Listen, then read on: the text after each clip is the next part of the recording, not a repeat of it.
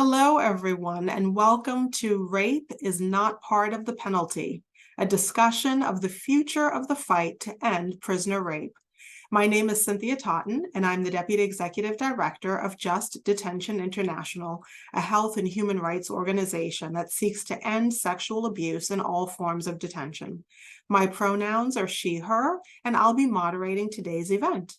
Before we get started, I'd like to point out the chat box to the right of your screen. Feel free to say hello in the chat or let us know if you're having any technical difficulties. I also want to note that today's session is being recorded, and we will make the recording available afterwards for people to view. Today is the third and final session of our three-part event series, where we've been taking an inside look at the movement to end prisoner rape. This series coincides with the 20th anniversary of the Prison Rape Elimination Act, or PREA, the landmark federal legislation that was the result of decades of survivor-led advocacy. Today, we will be talking about the future of this work. As we'll discuss later, we at JDI believe that the future of the fight to end prisoner rape lies within the struggles for equity and a reckoning with the system of mass incarceration as a whole. To center this discussion, we'll be talking with Dee Farmer, a legal consultant and member of JDI's Survivor Council, and Kai Peterson, who is also a JDI Survivor Council member, as well as the founder and CEO of Freedom Overground. We will also be joined by Linda McFarlane, who is JDI's Executive Director, and by Julia Bate, who is JDI's National Advocacy Director, based in its Washington, D.C. office. Before we talk to them, I'd like to give a little context for some of the topics we'll be discussing today. We'll be using words like intersectionality and abolition, so I want to talk a little bit about what they mean. Using an intersectional lens is absolutely critical to our work at JDI. In the words of Kimberly Crenshaw, the law professor who coined the term, intersectionality is a lens, a prism, for seeing the way in which various forms of inequality often operate together and exacerbate each other. We tend to talk about racial inequality as separate from inequality based on gender, class, sexuality, or immigrant status. What's often missing is how some people are subject to all of these, and the experience is not just the sum of its parts. End quote. In our work fighting sexual abuse in detention, it's important to recognize that people who have overlapping marginalized identities, such as transgender people of color, are at the greatest risk for experiencing abuse and for being treated dismissively when they seek help. In our conversations with them, Dee and Kai will share about how they were mistreated and overlooked because of their identities, Dee as a Black transgender woman and Kai as a Black transgender man. As we think more deeply about intersectionality and inequality, we're also thinking about where JDI's place is in the work being done to end mass incarceration and the work on abolition.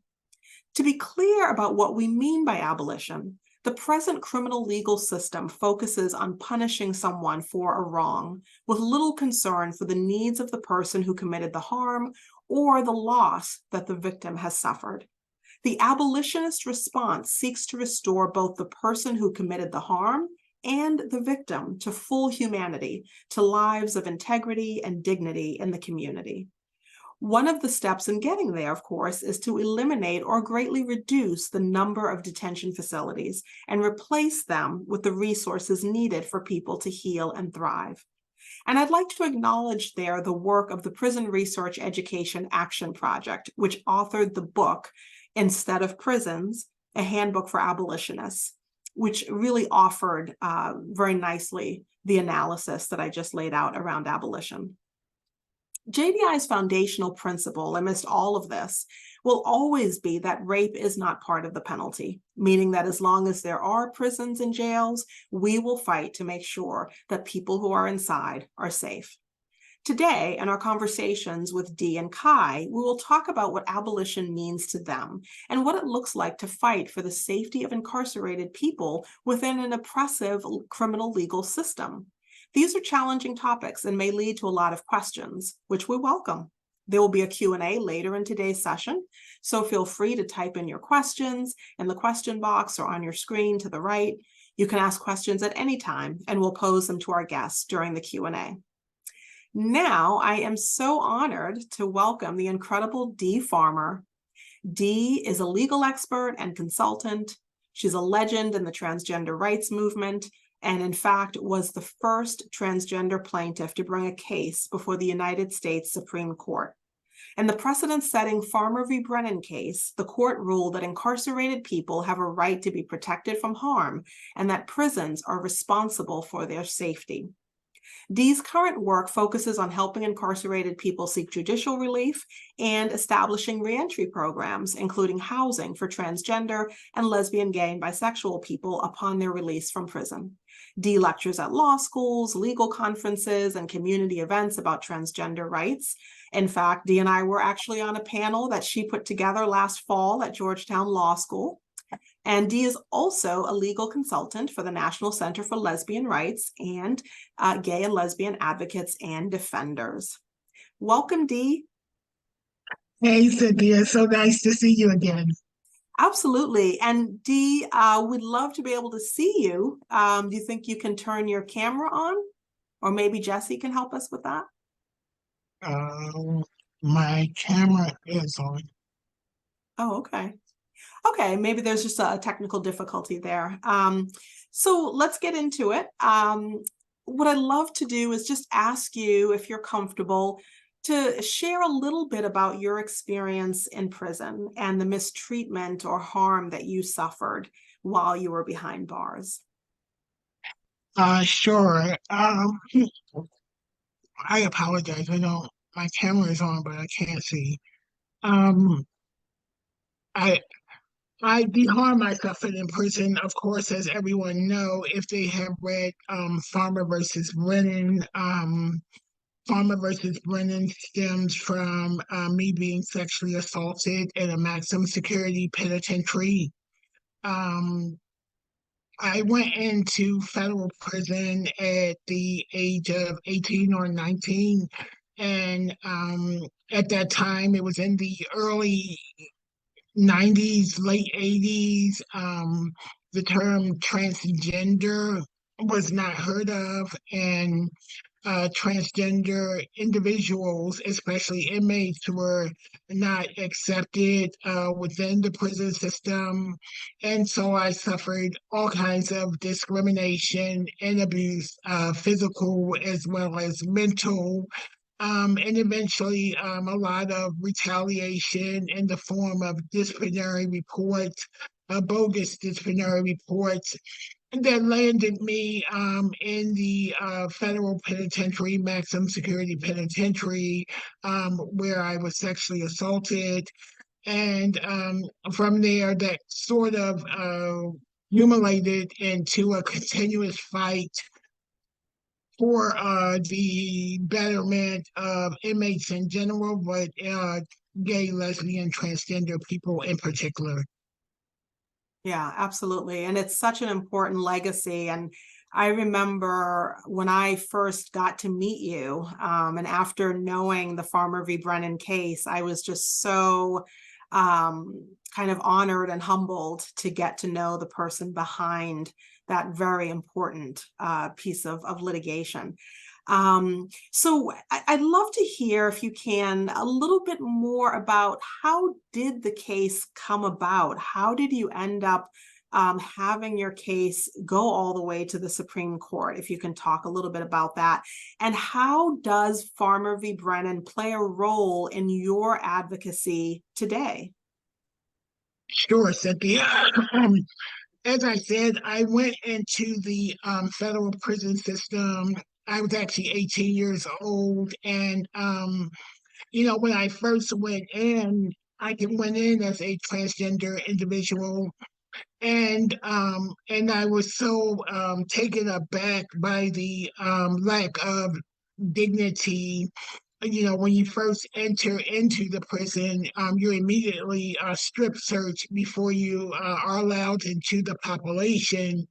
And the strip searches were actually taking place in a very open area where inmates were just sort of piled into this area and, commanded to undress, strip. And then they, each inmate just stood there watching each other while the guards, went through the routine of checking your mouth and your feet, your hands, and, your back and all that. And it just seemed so undignified. And then of course, and once I got into the population, I began to try to get treatment for transgenderism, and that was a pushback against that. And so eventually I began to file complaints about things that I felt were just not right, that were disrespectful. And so, in retaliation, I would get a lot of incident reports for, being a few minutes late getting in my cell, not having my clothes or my shirt tucked in my pants. And eventually, these disciplinary reports would result in disciplinary transfers. And so one disciplinary transfer led to another. And eventually, I was in the maximum security penitentiary in Terre Haute, Indiana. And in Terre Haute, Indiana. And I was placed in the general population. And about a week after I was in population, I was an inmate came into my cell and demanded that I have sexual intercourse with him. And when I refused, he began to attack me physically, beating me with his fist, and then sort of beating me into the locker in the window. And eventually I kept trying to hold his hands to stop him, and he said if I don't stop, he was going to use his feet. And when he went to use his feet, he had a knife, and so I just stopped resisting, and he raped me. And then his friends held me hostage in my cell, making sure I didn't tell the police. But eventually, I was able to get to the staff, and I was placed in protective custody. I stayed in protective custody for a year, and during that year, I sort of kind of processed, what had happened. But also, while I was in segregation, which means protective custody is, it's the same thing, just a different title.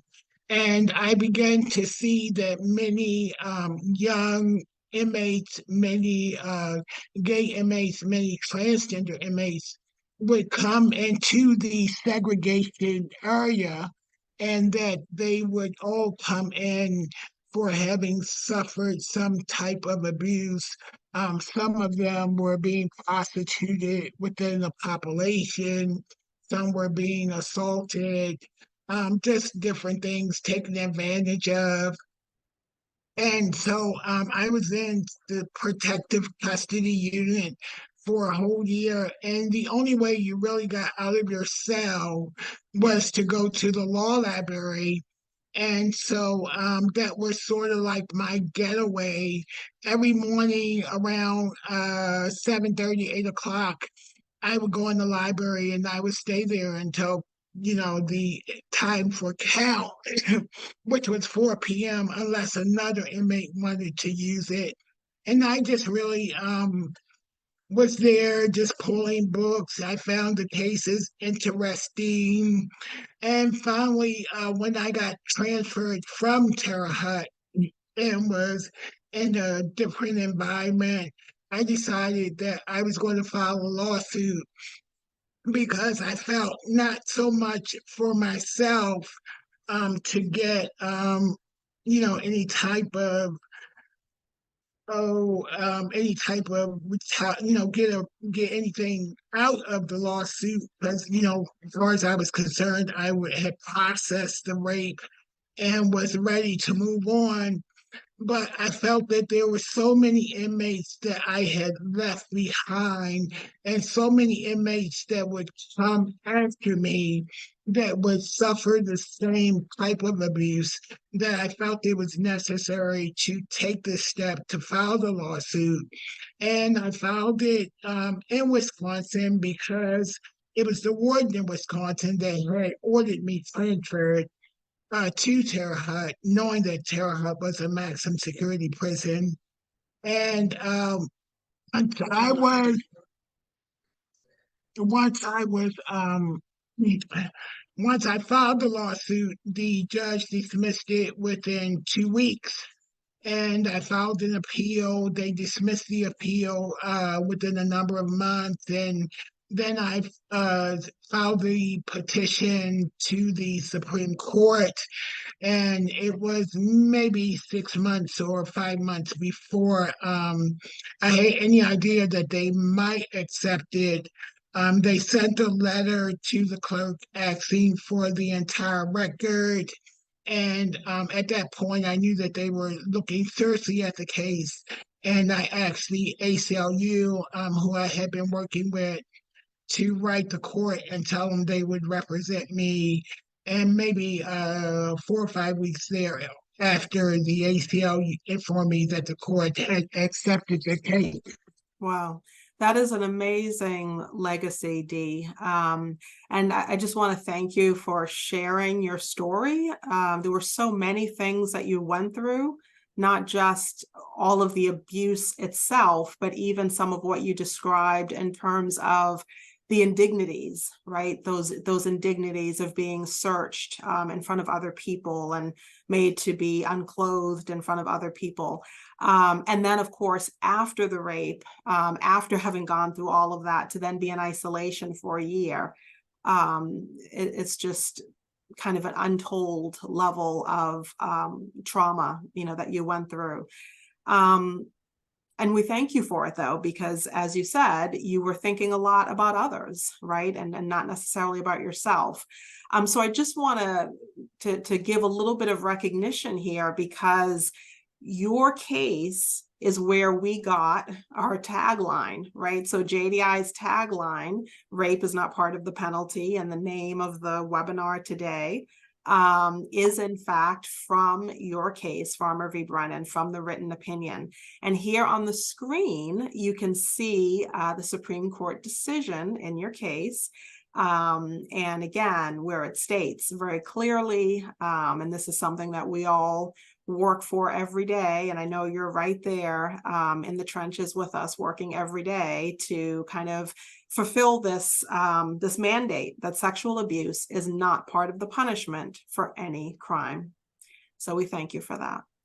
And what's amazing, and one of the things that inspires me so much about your story, is that, as you said, when after your case went to the Supreme Court, after the opinion came out, you really turned your attention to others and became, a jailhouse lawyer.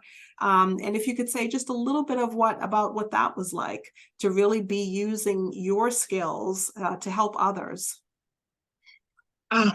So while I was in protective custody for that year, like I said, I spent about 8 or 9 hours every day in the law library, and and I just found that the law was very fascinating, and it really just like opened my eyes when I did leave Terre Haute to the just unnecessary pain and suffering that inmates go through, because there are a lot of inmates who are in prison because they lack education, or because of different circumstances.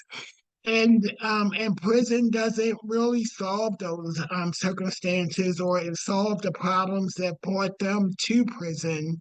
And many of them are better served, or would be, or would have been better served, if they were in some kind of program or received some type of treatment while they were, instead of being imprisoned.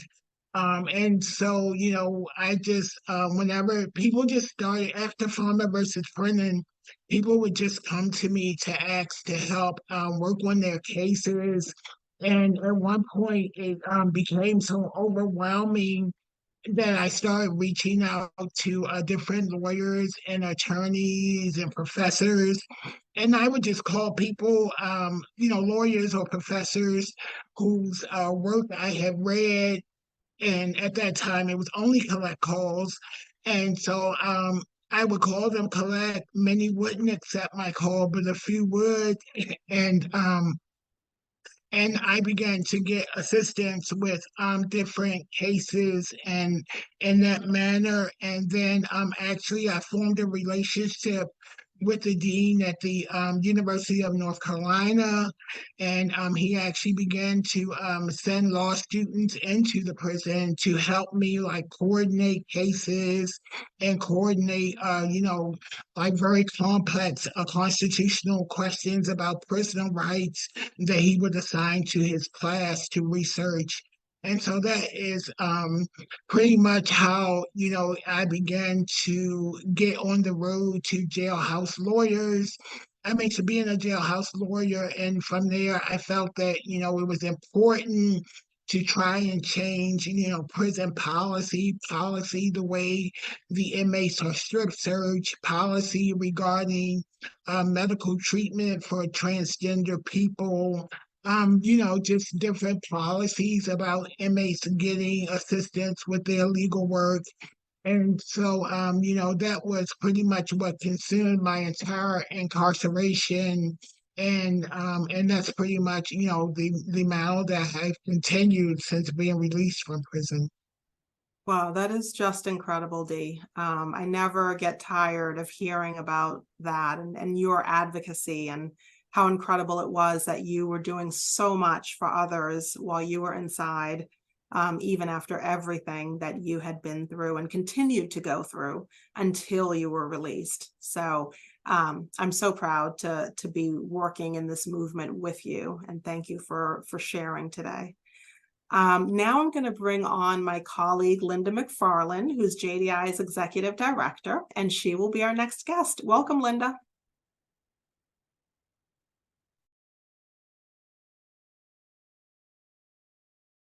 Let's see. Looks like Linda is frozen a little Thanks so much, Cynthia. Oh, there she is. Okay, I'm sorry. Thank you, Cynthia, again. And I am so pleased to have all of you join us and incredibly pleased to have Kai Peterson joining us now. So I'm love to introduce you to Kai Peterson.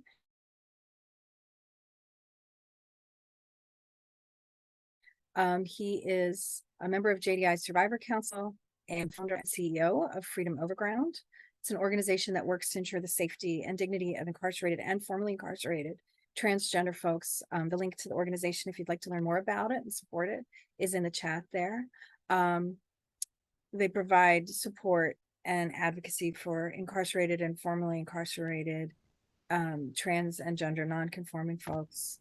I first met Kai when he was incarcerated, when JDI was in the prison where Kai was at the time, doing an assessment of its implementation of the Prison Rape Elimination Act standards. And it is such an honor now to be working alongside Kai, advocating with Kai.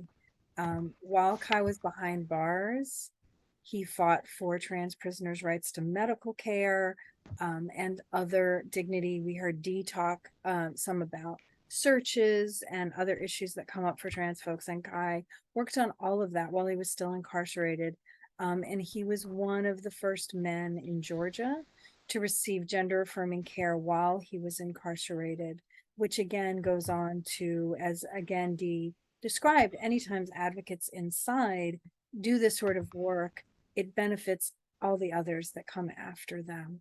Since then, his release, Kai has continued to be on the front lines for rights for incarcerated trans folks, and his organization does provide direct support for people in Georgia prisons and is beginning to expand into other states as well.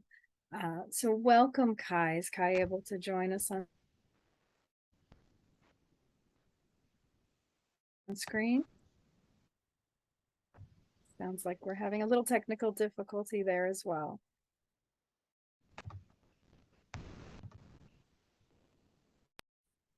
I think Linda, Well, I can start to, yeah, I think Kai can hear you and Kai can okay, speak. Yeah. okay, Kai, Yes. great. I'm so glad you're there. Could you just tell us a little bit about your experience while you were in prison?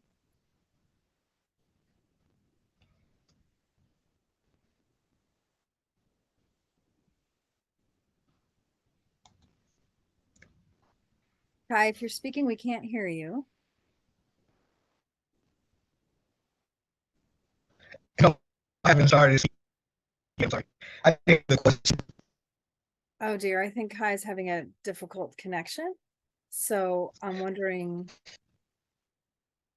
if we should see if Kai can call in audio wise, if that makes sense, if someone could help Kai to do that. And then yeah. Oh, there's Kai. Are you there? Kai, it looks like you're muted now, so maybe we could unmute Kai. Kai could join us. So there we go.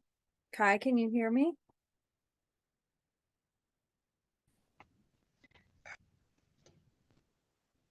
I'm wondering if while we figure out this technical difficulty, we should move on to the next Yep. Yeah, that part sounds like, of the program and bring yeah. on our colleague Julie. Yeah, And we that can sounds. bring Kai back on later if we're able to solve that technical challenge. Yep. Thanks, Linda. Yeah, so welcome, Julie. So I'm so excited to kind of keep discussing some of the things that I started talking about with Dee. And Julie, you are JDI's esteemed National Advocacy Director based in our Washington, D.C. office. And Julie has spent most of her 25-year legal career fighting for the rights of incarcerated people. She comes to JDI after 15 years at the Civil Rights Division at the U.S. Department of Justice, where she focused on combating sexual abuse in women's prisons. Julie was also a member of the Attorney General's PREA working group, which drafted the National Prison Rape Elimination Act standards. Thank you for joining us, Julie. Thanks so much, Cynthia. It's great to be here, and it wouldn't be a webinar without technological difficulties. So, you know where you are, right? And I'm also very, very glad that everyone has joined us today. I've looked at the comments coming in the chat box, and I'm just thrilled to see so many amazing people who we've all worked with in various capacities. And Cynthia, was there a question?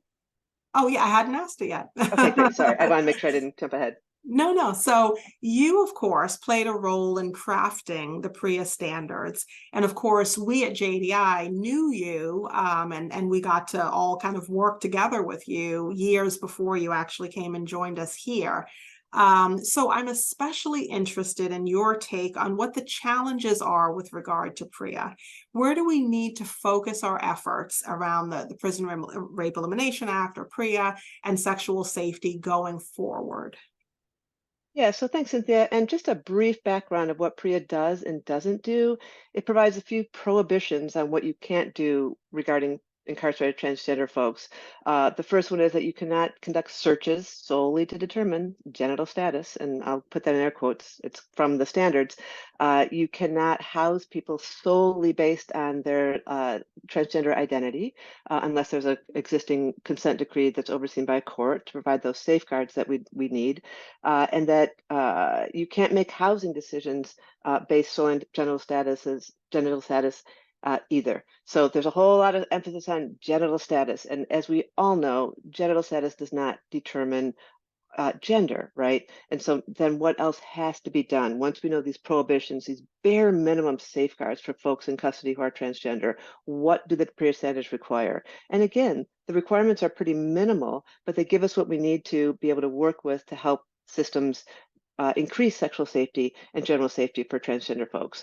And the requirements that PREA has for trans folks is that all decisions that are made regarding housing and programming, things of that nature, must be individualized. on a case-by-case basis in consultation with the person in custody who's transgender. They must have a say in how they're housed, how they're treated, what they need, what their needs are, because the needs are so varied across the population. There's no one size fits all, period. And the standards attempt to recognize that. The other thing that the PREA standards do is they give trans folks a right to shower separately. Sometimes the trick is in the implementation. How do people know that?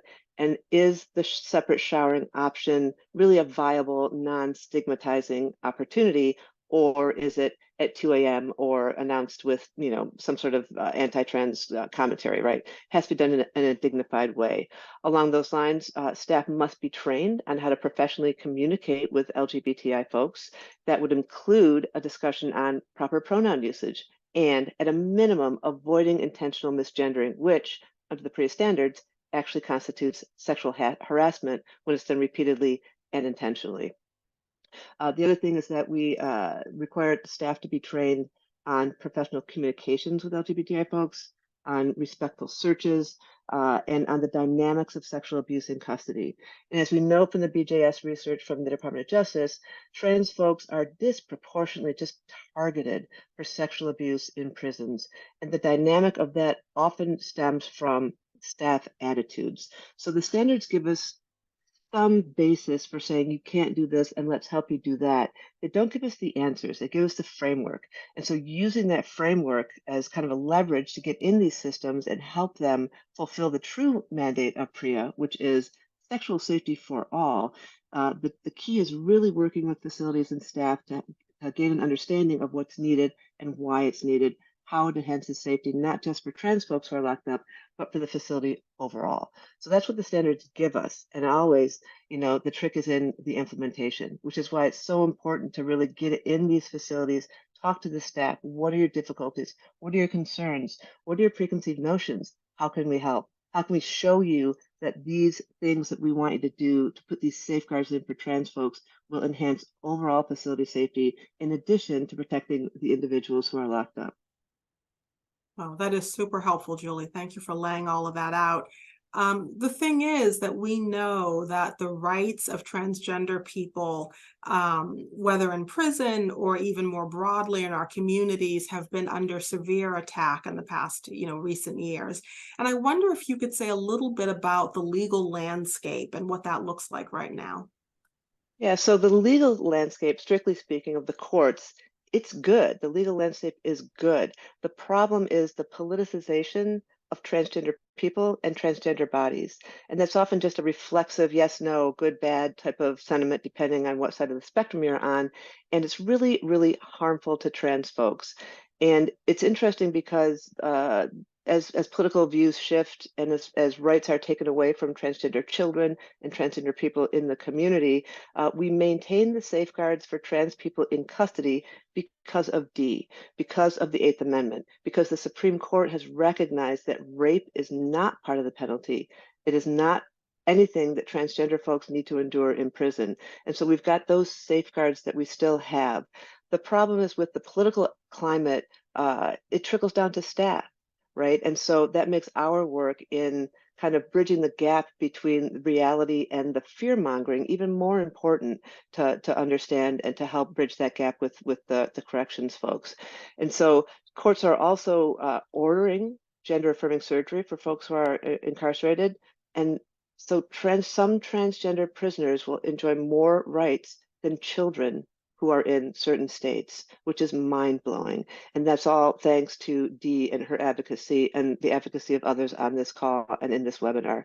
The other thing that courts are doing is ordering systems to house transgender folks according to their gender identity. And so that is happening, right? So we've got the support of the courts. And again, the problem, the emphasis, the focus has to be on how do we all help those housing decisions be successful?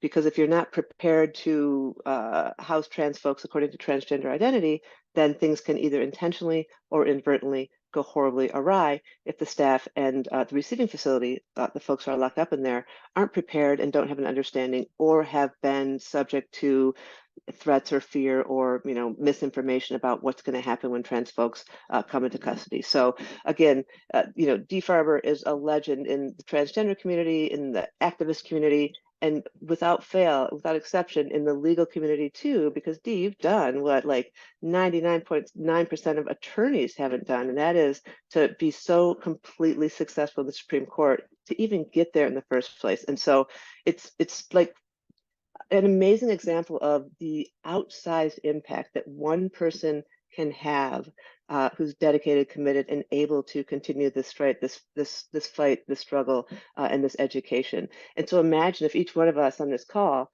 were even half as much of a great advocate as Dee was, we could change the world. Wow, thanks so much, Julie. That was amazing.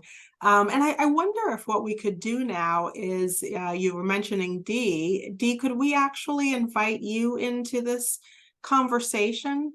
I'd love to get a little bit of your take on, what do you see now, kind of, you've been out of prison for the last few years now, and what do you think are the main needs of transgender women who are incarcerated going forward? Oh, and I see Kai is there as well. So let's let Dee answer that question, and then I'll send it back to Linda and Kai.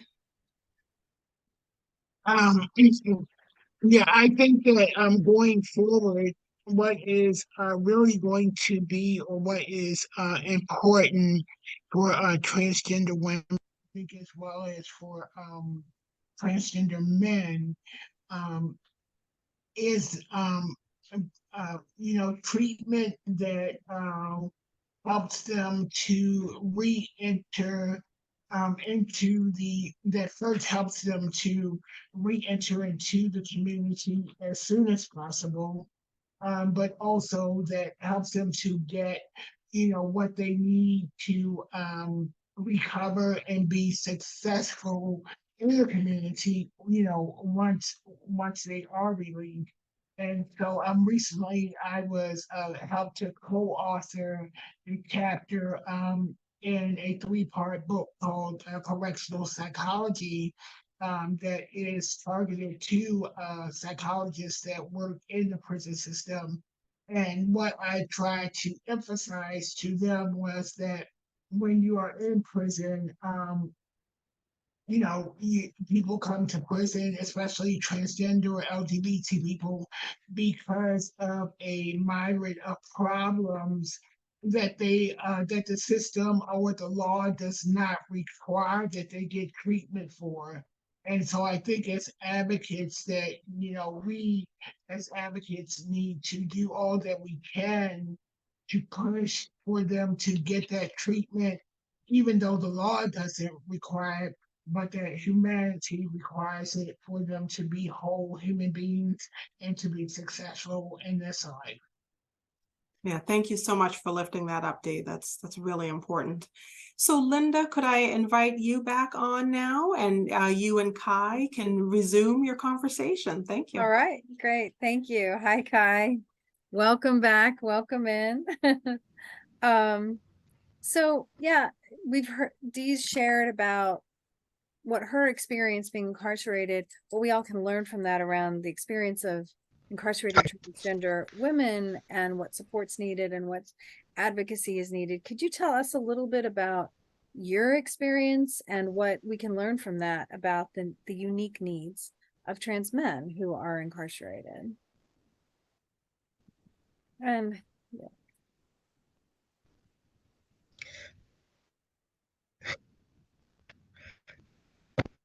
For trans, it's a lot different. And the reason I say that is because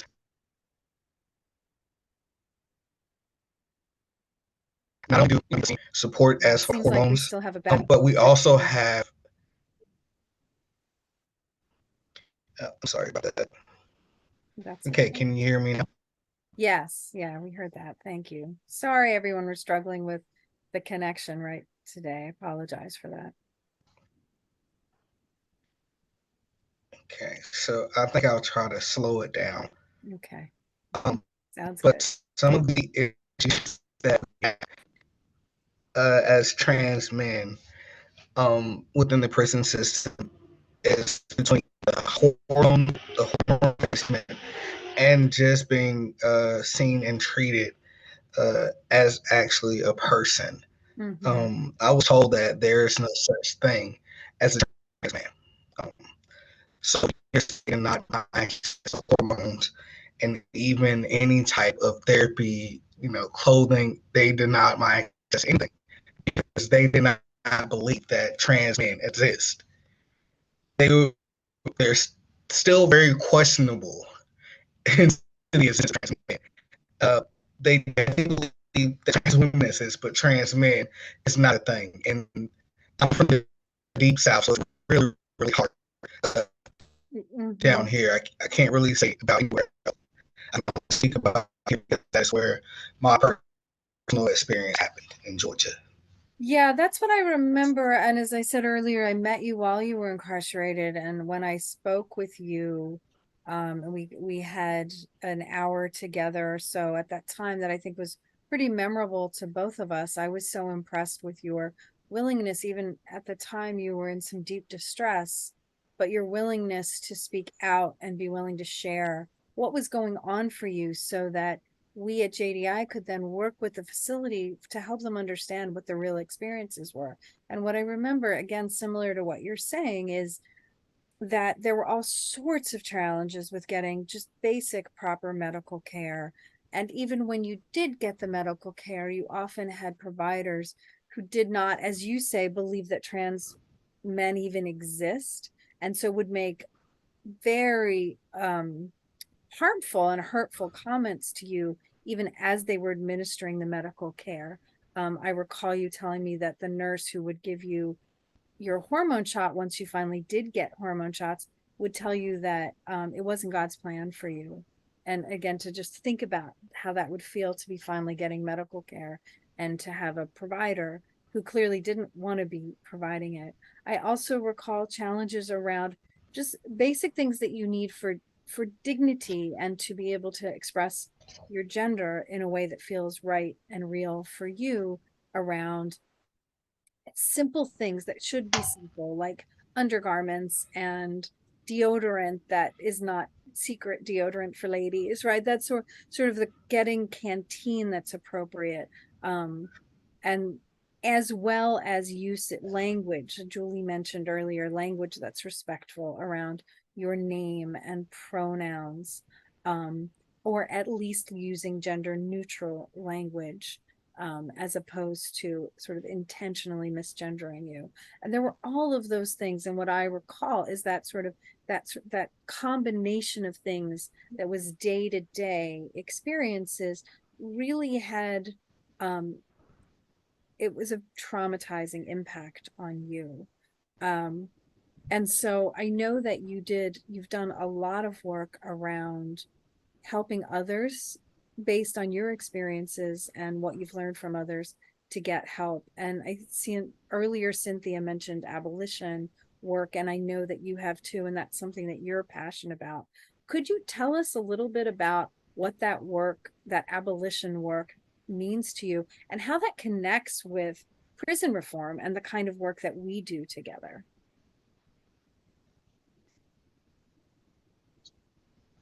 Okay.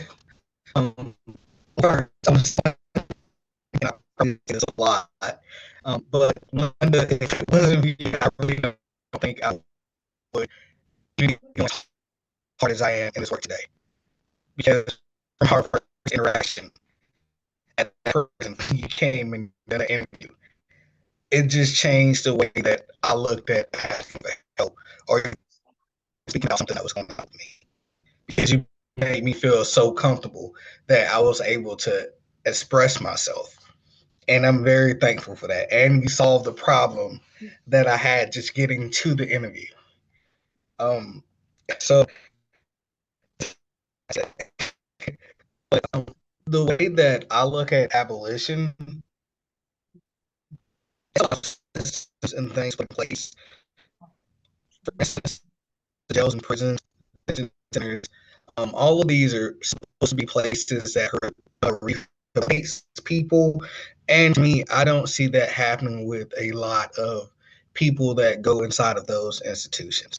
So for me, when it comes to abolition and fixing the problem that we have with the system,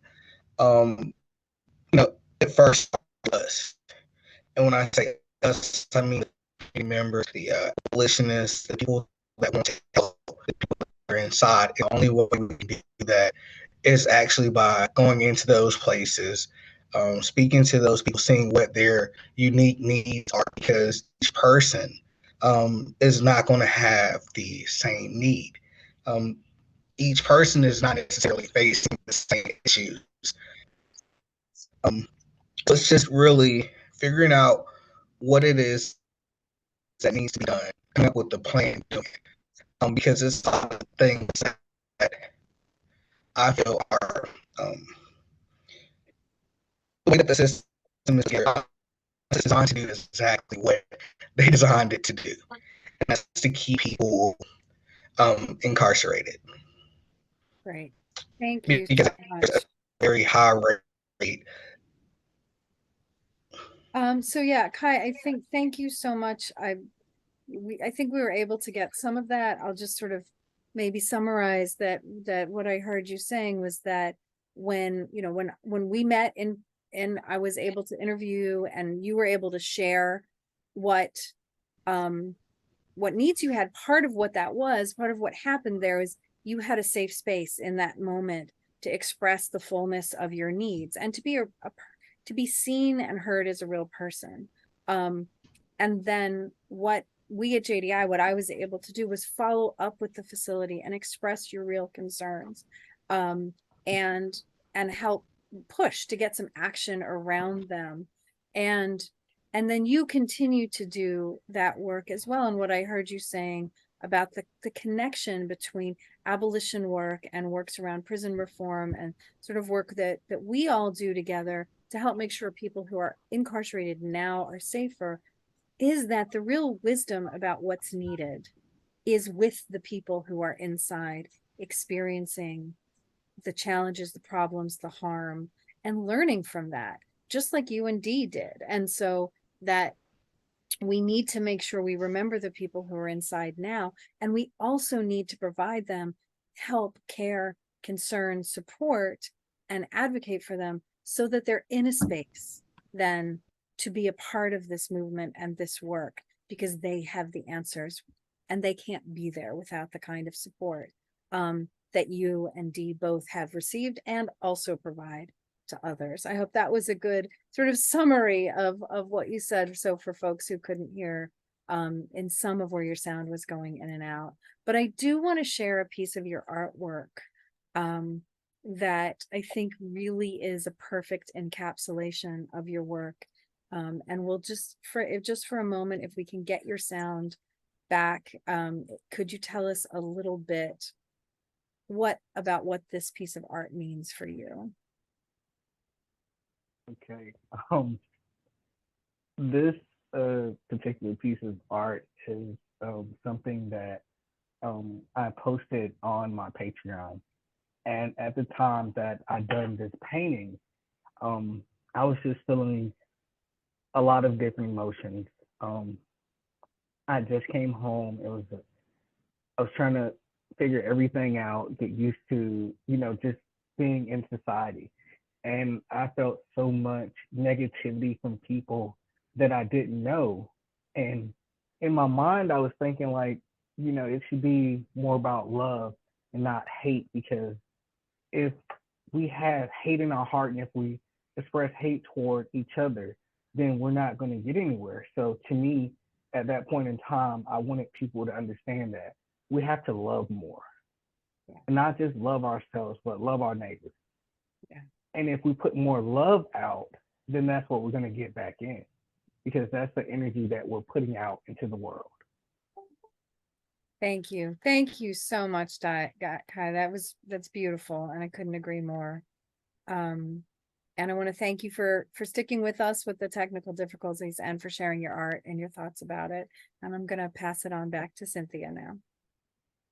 Great. Thanks so much, Linda. And yes, thank you, Kai. So now we're going to move into our Q&A portion. So definitely be sure to put any last minute questions that you might have into the question box. I'm going to invite my colleague, Susana Contreras, who's been keeping an eye on the questions coming in, and ask Susana, do we have any questions? Hi, Cynthia. Thank you. Yes, we do have a number of questions in the chat and our Q&A box. And our first question is for Dee. Someone would like to know if prison officials have signed that they suggested that your placement in segregation was voluntary or not. Did they make you sign a statement saying so? So they did not make me sign that my placement was voluntary. 1 second. I was trying. Okay, there we go. They did not make me sign a statement saying that my placement was voluntary. Generally, the way the policies of the Federal Bureau of Prisons, as well as the most state Department of Corrections work, is that if there is cause that for them to place you in protective custody, then you don't have to sign a statement saying that you voluntarily are placed in protective custody. The only time that you generally have to sign a statement is when you go to them and say that you feel that you are in danger and you want to be placed in protective custody. Then they will ask you to sign a statement while they do an investigation to determine if there is a reason for you to be in protective custody. And if they are unable to determine that there's a reason, then most of the time they will try and force you back into the general population. And if you refuse, then they will write you a disciplinary report. In my case, of course, it was evidence that I had been sexually assaulted, and therefore there was cause for me to be placed in protective custody. So I didn't have to sign a voluntary placement. Okay. Thank you, Dee, for answering that question. This other question came in, and I think, Linda, you might be the best person for this one. One audience member commented that they're implementing policies for serving children who identify as LGBTQI in detention settings. In addition to the PREA Resource Center, are there any other resources that you can recommend for bringing education and training to staff? Sure, and I think others also might have thoughts. That if I miss any, please chime in. So that's a great question. I'm so happy to hear that you're working on those policies. I would start with, if you have a local LGBTQ rights and or support center that works in your community and is familiar with the community where you are, I would always start there. You can also reach out to JDI for technical assistance around those. We have on our website, we have a place you can request technical assistance. You did mention the PREA Resource Center. You can request technical assistance through there. And also lift up the work of the Children's Center for Law and Policy around children who are detained or incarcerated. I don't know if Julie, Cynthia, Dee, or Kai, you have something else to add, but I'm sure I'm missing some great resources there. There are great resources. They're hard to find sometimes too. And one of my favorite go-to resources is Adrien Lawyer, Adrien Lawyer, who is coincidentally a lawyer and does amazing work in New Mexico for protecting the rights of trans people everywhere, including those folks who are in custody. And I'm not sure what his current affiliation is, but he's findable and searchable online, and it's just a wealth of information, does the most effective trainings for staff, for community members, for anybody, and just an incredible resource to know about. And to get his contact information, please reach out to JDI if you can't find it, and we will find it for you. Wealth of information. Yeah, I was just going to lift up your suggestion about reaching out to local LGBTQ rights organizations is a great suggestion, and just in general, reach out to potential local partners, your local rape crisis program, et cetera. People who might have that depth of expertise around how to work with people who might be particularly at risk of experiencing sexual abuse or mistreatment in detention. So. And also for those of you who may be from the state of Washington, one of the most effective groups I've encountered recently is Disability Rights Washington. And they are a protection and advocacy group who has access to any person with a disability within their state, to include folks who are locked up in jails, prisons, detention centers, and whatnot.